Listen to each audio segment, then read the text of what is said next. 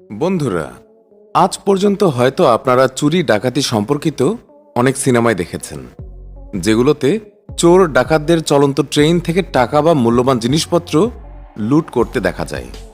তবে আজ আমরা আপনাকে কোনো সিনেমার গল্প নয়, বরং বাস্তব জীবনে ঘটে যাওয়া একটি সত্যিকারের ঘটনা বলতে যাচ্ছি।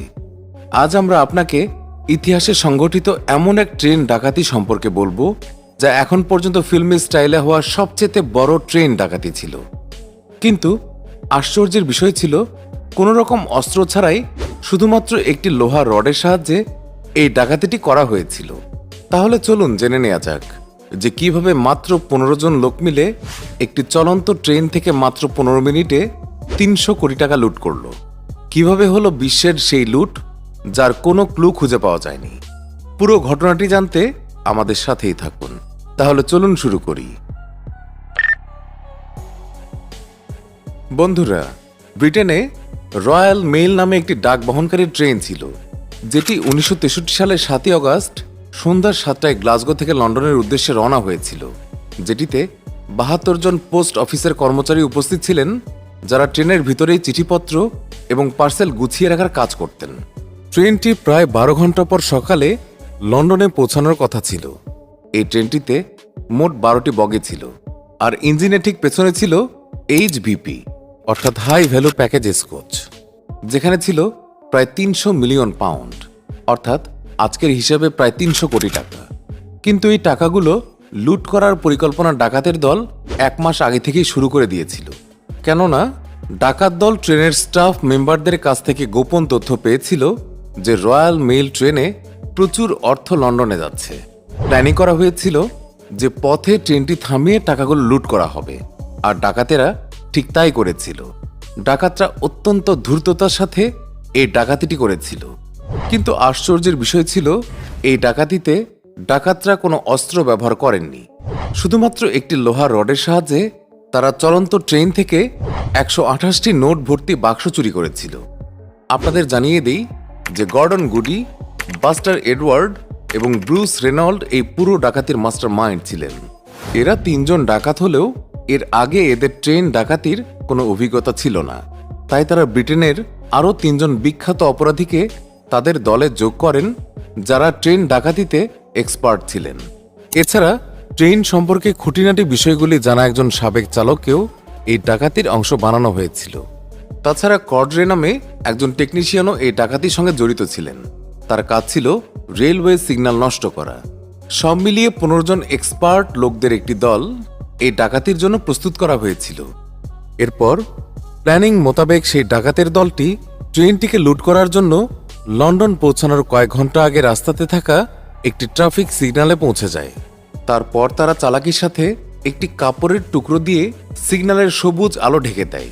এরপর ব্যাটারির সাহায্যে লাল আলো জ্বালিয়ে দেয়। 8ই আগস্ট ভোর 3টার দিকে ট্রেনটি এই সিগন্যালে পৌঁছায়। ট্রেনটি চালাচ্ছিলেন 58 বছর বয়সী জ্যাক মিলস। হঠাৎ পথে তিনি লাল সংকেত দেখে সঙ্গে সঙ্গে ট্রেনটি থামিয়ে দেন। ট্রেনটি থামার সাথে সাথে আগে থেকেই প্রস্তুত হয়ে থাকা 15 জন ডাকাত একসাথে ট্রেনে প্রবেশ করে। তাদের মধ্যে থেকে একজন ইঞ্জিনে ঢুকে ড্রাইভার জ্যাকের মাথায় একটি লোহার রড দিয়ে আঘাত করে তাকে অজ্ঞান করে দেয়। এরপর তারা ইঞ্জিনের পেছনের বগিতে পৌঁছে যায়, যেখানে 300 মিলিয়ন পাউন্ড অর্থাৎ প্রায় 300 কোটি টাকা ছিল। পরিকল্পনা অনুযায়ী ডাকাতরা আগে থেকে একটি ট্রাক বাইরে রেডি করে রেখেছিল। ডাকাতরা মাত্র 15 মিনিটের মধ্যেই 128টি নোট ভর্তি বাক্স ট্রাকে লোড করে নিয়ে পালিয়ে যায়, যার মধ্যে বেশিরভাগ নোট 1 আর 5 পাউন্ডের ছিল। ডাকাতির পর 13ই আগস্ট রাতে পুলিশ খবর পায় যে যেখানে ডাকাতি হয়েছে সেখান থেকে প্রায় 20 মাইল দূরে একটি ছোট কলোনি রয়েছে, যেখানে কয়েকটি ফার্ম হাউস আছে।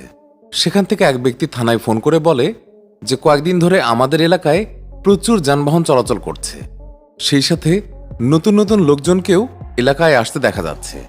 এমনটা আগে কখনো দেখা যায়নি। আপনাদের জানিয়ে রাখি যে এই এলাকাটি ক্রাইম সিনসের কাছাকাছি ছিল। খবর পাওয়া মাত্রই পুলিশ সাথে সাথে সেখানে পৌঁছে যায়, কিন্তু সেখানে কেউই ছিল না। তারা ফার্ম হাউসের ভেতরে গিয়ে তল্লাশি চালালে প্রমাণ হিসেবে 20টি বাক্স পাওয়া যায়, কিন্তু সেগুলোতে কোনো টাকা ছিল না। এরপর পুলিশ বাক্সগুলো থেকে ফিঙ্গারপ্রিন্টস নেয় এবং অন্যান্য জিনিসপত্র তল্লাশি করে। তারপর পুলিশ কঠোরভাবে তদন্ত শুরু করে। কয়েকদিন তদন্তের পর জানা যায় যে জার্জার নামে এক ফুল বিক্রেতার ওই ফার্ম হাউসের সঙ্গে কানেকশন রয়েছে। এরপর পুলিশ দ্রুত সেই লোকটিকে গ্রেফতার করে এবং ঘটনাস্থলে পাওয়া ফিঙ্গারপ্রিন্ট সেই ব্যক্তির সাথে মিলে যায়। এর কয়েকদিন পর পুলিশ তার মাধ্যমে আরও 12 জনকে গ্রেফতার করে, কিন্তু 3 জন এখনও নিখোঁজ ছিল। আদালত 12 জনের মধ্যে 11 জনকে 30 বছরের কারাদণ্ড দেয়। এর প্রায় 5 বছর পর 1968 সালে বাকি 3 জনকেও গ্রেফতার করা হয় এবং তাদেরকেও একই সাজা দেওয়া হয়। কিন্তু কয়েকদিন পর তাদের মধ্যে থেকে একজন জেল থেকে পালিয়ে যায়। এরপর পুলিশ বাকি 13 জনকে খুব কঠোরভাবে জিজ্ঞাসাবাদ শুরু করে, কারণ পুলিশ এই কথাটি খুব ভালোভাবেই জানত যে ডাকাতি ইন্টারনাল কোনো ব্যক্তির সম্পৃক্ততা ছাড়া কখনোই সম্ভব নয়। একমাত্র সেই জানবে যে কত টাকা কখন কোন ট্রেনে যাবে। পুলিশ সব রকম ভাবেই তাদের কাছ থেকে জানার চেষ্টা করেন, কিন্তু তারা কেউই মুখ খোলেনি। ডাকাতিতে লুট হওয়া টাকার মধ্যে মাত্র 10% টাকাই পুলিশ উদ্ধার করতে সক্ষম হয়েছে। বাকি 90% টাকা সম্পর্কে কিছুই জানা যায়নি। এই ডাকাতিটি ব্রিটেনের ইতিহাসে এখনো মনে করা হয়, কারণ এত বড় ডাকাতি এর আগে কখনো হয়নি। তো বন্ধুরা, এই ছিল আজকের ভিডিওটি আপনাদের কাছে কেমন লাগলো তা আমাদেরকে কমেন্টের মাধ্যমে অবশ্যই জানাবেন। ভালো লেগে থাকলে অবশ্যই একটি লাইক করবেন। নিয়মিত এরকম ইন্টারেস্টিং এবং ইনফরমেটিভ ভিডিও দেখতে আমাদের অদ্ভুত বাংলা চ্যানেলটিকে এখনই সাবস্ক্রাইব করে রাখুন। ধন্যবাদ সবাইকে।